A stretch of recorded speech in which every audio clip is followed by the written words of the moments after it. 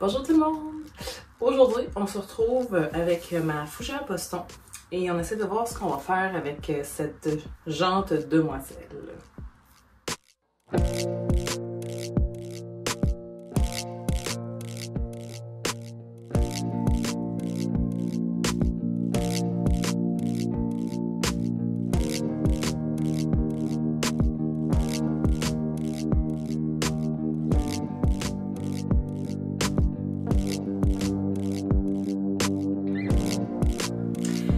Donc, pour ceux qui ne me connaissent pas, je m'appelle Kathleen. Bienvenue ou re-bienvenue à 4 pouces verts. Comme je le disais, qu'est-ce qu'on va faire avec ma fougère? Donc, au printemps, donc il y a déjà quelques semaines de cela, le beau temps commence à être plus présent. J'ai commencé pas une introduction, mais une transition, c'est le mot que je cherchais, une transition de mes plantes d'intérieur vers l'extérieur. Ça s'est super bien passé pour la majorité d'entre elles. Par contre, on a eu des nuits, quand j'ai commencé à les laisser vraiment dehors 24 heures sur 24, on s'est mis à avoir des températures la nuit qui ont chuté, qui sont venues très très froides comparativement à ce qu'on a habituellement pour le même temps de l'année et que j'avais pas prévu. Donc j'ai des plantes qui sont restées à l'extérieur que j'aurais peut-être dû entrer à l'intérieur, mais donc ils ont eu un petit coup dur. Donc ma fougère, c'est un peu ce qui est arrivé. Elle était super belle, super flotte, elle était magnifique, elle avait des super feuilles, d'une belle verdure. La transition s'est bien passée, mais les nuits froides, alors qu'elle n'était pas habituée à ça, ont vraiment eu un impact sur toute la base, en fait, de ses feuilles. Elle était déjà due pour un énorme rempotage, mais en fait, cette situation-ci va avoir accéléré le rempotage et en fait, on va y faire un petit mini sauvetage. En fait, là, ça va être un plus gros travail finalement qu'un simple rempotage. Mais je sais qu'en bout de ligne, elle va redevenir super belle, des belles feuilles. Ça va être magnifique. Là. Fait que, tu sais, je sais que ça sera pas un problème entre-temps. Pourquoi tu miaules? Non? Ben non. Tu restes avec moi? T'es trop tannante de l'autre côté. Mon but était de faire tout ceci à l'extérieur parce que je sais que ça ferait du dégât, je m'y attendais, c'était un gros travail. Par contre, c'est tellement bruyant sur mon balcon. Il y a beaucoup de voitures, il y a beaucoup de bruit, c'était pas super. Donc, ce que j'ai fait, j'ai commencé par retirer tout ce qui était le plus gros de ce qui était mort, qui faisait que ça perdait beaucoup de feuilles. J'ai vraiment déjà fait une bonne coupe à l'extérieur pour vraiment garder tout ce qui aurait vraiment fait beaucoup de dégâts chez moi à l'intérieur. Donc ça, c'est déjà à l'extérieur. Le reste, ben oui, ça va faire des dégâts, je sais, mais ça sera pas aussi pire. Donc, une des premières choses que je vais faire, j'ai décidé de ne pas changer le pot. Donc, je vais garder le même pot. Vu que j'ai fait un entretien plus gros que ce que je croyais, je ne vais pas, je vais pas augmenter son pot. Fait que je vais garder le même. La première des choses, puis elle a été changée, elle n'a pas été changée de pot l'an dernier. J'ai utilisé la technique que je vais faire un peu aujourd'hui, mais à plus petite échelle. Fait qu'elle est restée dans le même pot. Ça fait plusieurs années qu'elle est dans le même pot.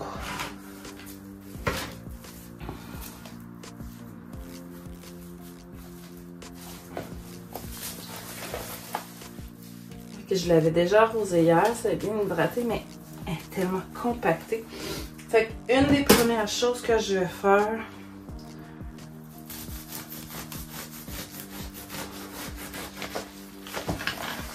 couper le bas.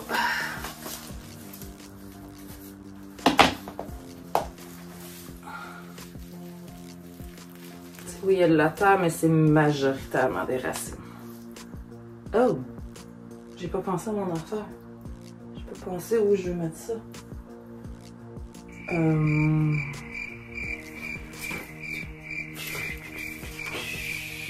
Prendre ça. Voilà. Pour l'instant.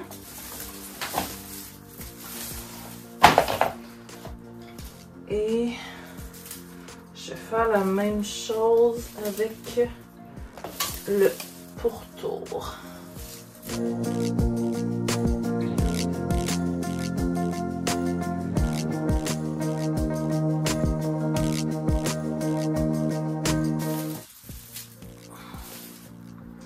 Fait que même si j'ai des poussées, on va aller les récupérer.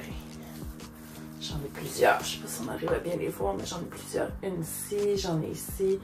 Ça, c'est zéro perdu. Je sens en avoir sur celle-là aussi. Un petit peu, mais pas tant que ça. Et pas du tout. Donc ceux-là, on va aller chercher les petites choses. Ici,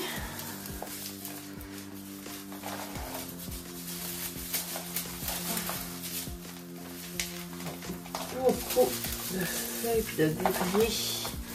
Elle est tellement condensée de tiges mortes et de débris. Je pense que ma meilleure option reste de tout séparer.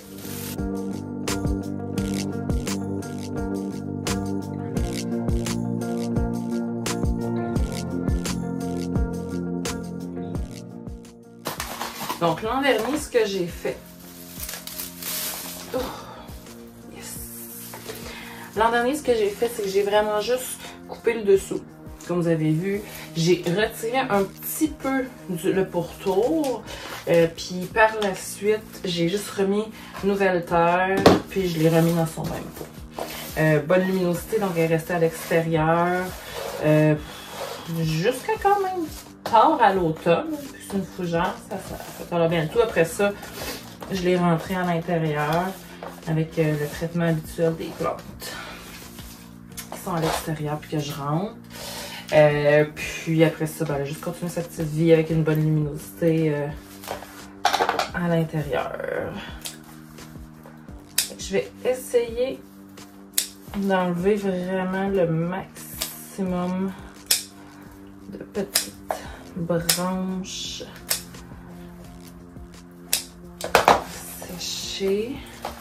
Le but va être quand même d'enterrer le tout, que ça paraisse pas trop. On va refaire déjà des racines. Ils sont en train de se créer. Avec le bon système de racines que j'ai ici, ben, je suis pas trop inquiète. Là. On le voit. Ah ouais, c'est ça. Je le vois juste ici. Ça, c'est vraiment son paquet à elle. Ça.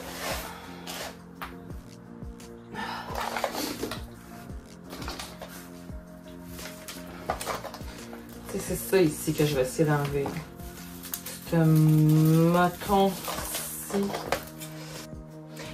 Ce qu'il y a à savoir un peu pour la fougère Boston, plante qui n'est pas considérée toxique chez les animaux. Donc oui, peut créer des petites irritations au niveau de la bouche ou des petits troubles gastro-intestinaux, vomissements, selles plus molles. C'est quelque chose qu'on pourrait avoir, mais en soi n'est pas problématique pour la santé de l'animal. C'est une plante qui vit avec une bonne humidité. En fait, il devrait avoir une bonne humidité, une bonne luminosité aussi, mais on ne veut pas nécessairement de gros soleil direct. Il faut penser que les fougères, normalement, sont vraiment au niveau du sol, donc à l'abri des gros soleils là, avec les arbres là, au-dessus de eux. Donc, bonne luminosité, mais on ne veut pas de soleil direct. Un soleil direct, probablement, tu sais, oui, le matin tôt ou de l'ouest, là, en fin de journée. C'est pas un soleil qui est aussi fort, mais pas de soleil de l'heure du dîner, vraiment en dessous là, de direct, c'est vraiment pas la bonne chose. Mais sinon, une bonne luminosité. Souvent, une bonne luminosité aussi au-dessus pour avoir vraiment une terre qui est vraiment bien garnie, fournie et pas avoir quelque chose justement dégarni sur un côté, comme ça a été le cas dans une de mes vidéos précédentes où est-ce qu'on voit justement qu'un côté qui a vraiment pas beaucoup de lumière, fait qu'il est vraiment plus dégarni. Donc si on veut avoir quelque chose qui est bien symétrique tout le tour, c'est peut-être plus ça qui serait à considérer. Un bon terreau qui garde l'humidité mais qui est aussi bien drainé pour éviter justement d'avoir quelque chose qui stagne. Puis ben, comme toujours, un pot qui est percé en dessous pour éliminer ce surplus d'eau. Donc ça, on ne le dira jamais assez.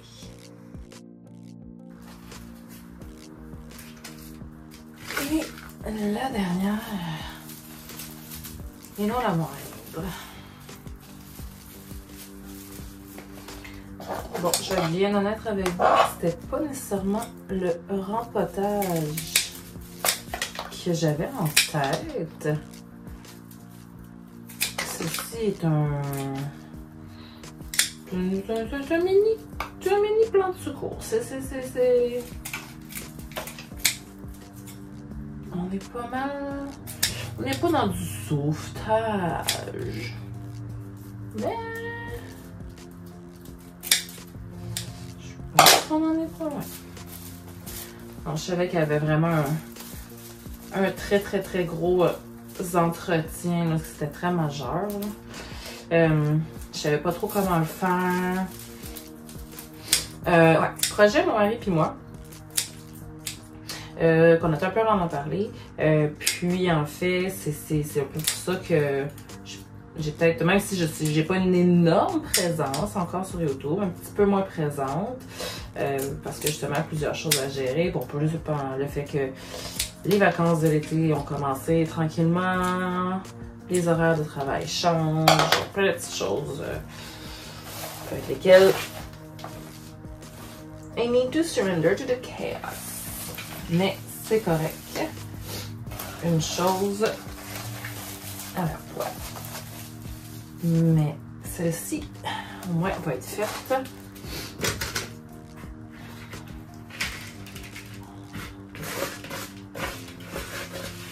J'essaie d'enlever le plus de débris parce que je veux pas avoir une trop grosse décomposition de la matière dans la terre.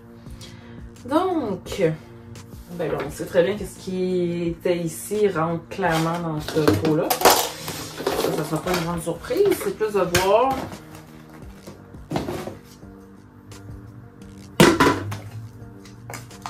comment on va le faire rentrer.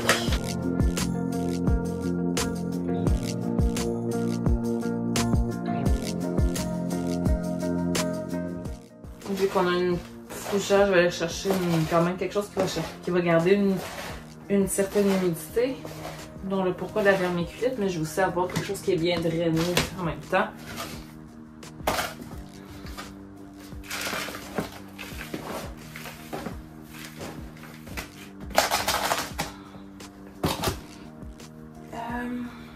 Bon.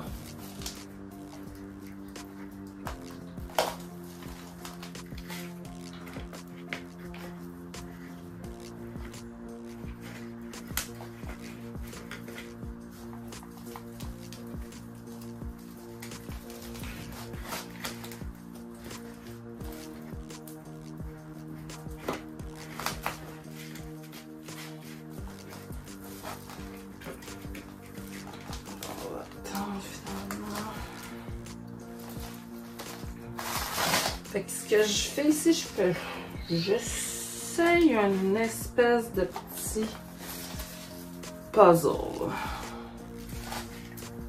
Je pense que j'ai mis trop de terre. Fait que ce que je vais faire...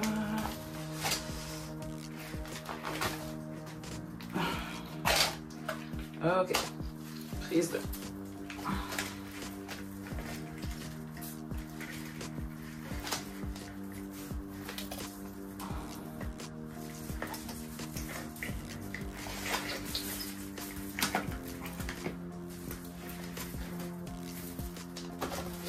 S'il y en a qui sont bons avec Tetris, quand vous avez une situation comme celle-là, c'est le temps de sortir vos talents.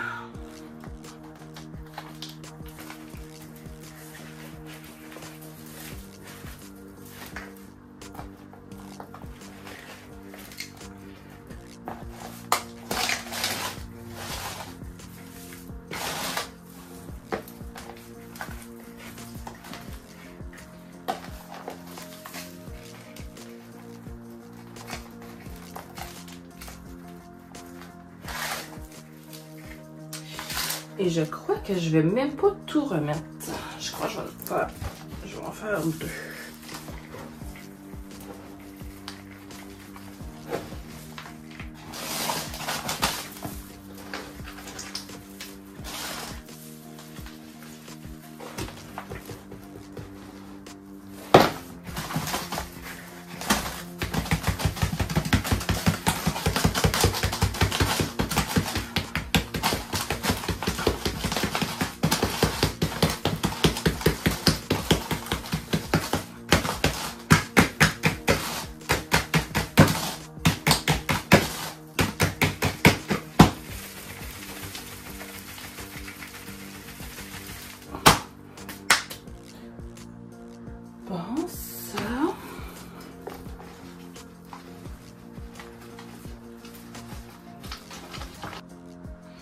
j'aurais voulu vraiment plus enterrer, mettre cette tige-là ici.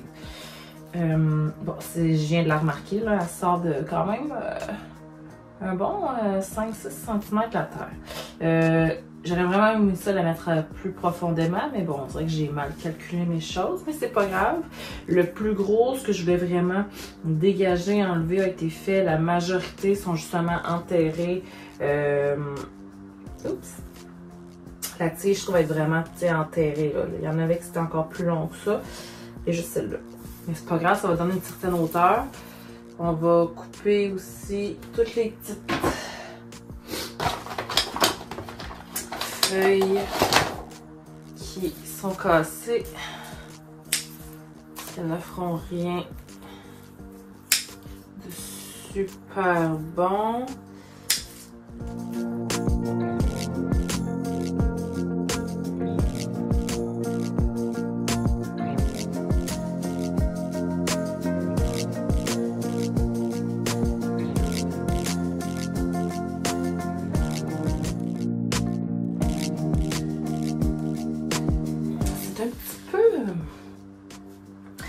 Qui conclut, j'allais quasiment dire d'un massacre, mais c'est pas un massacre.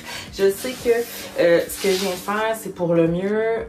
On voit qu'il y a plein de nouvelles feuilles qui sont déjà en train de sortir. Il y en a plein de petites choses que je vois qui sont déjà en train de continuer leur vie.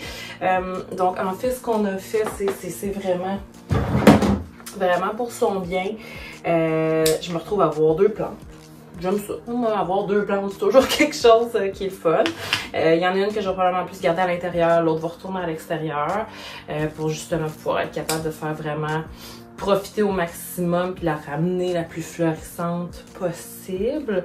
J'ai un beau petit coin là, qui est à l'ombre avec un peu de soleil de fin de journée. Ça, c'est parfait. Quand il pleut, ben, elle reçoit quand même de l'eau aussi. Donc, pas besoin de l'arroser autant. Avec toute sa nouvelle terre, elle va pouvoir vraiment avoir une belle humidité, genre qui va rester. Là, on avait tellement de racines que je devais l'arroser de façon très régulière. C'est peut-être pour ça aussi. Il y a peut-être eu un peu une partie de froid qui l'a atteinte, mais aussi probablement une partie manque d'eau, manque d'humidité. Justement, vu qu'il faisait plus frais, peut-être un peu moins arrosé, comme on a vu beaucoup de racines, mais j'avais quand même si j'avais arrosé hier ou avant-hier, on peut voir qu'il y avait quand même une bonne rétention d'eau, donc pas complètement non plus. Fait que je pense que c'est vraiment un mélange des deux. Puis je vous ferai un petit suivi, un petit topo dans quelques semaines pour vous dire comment ça va.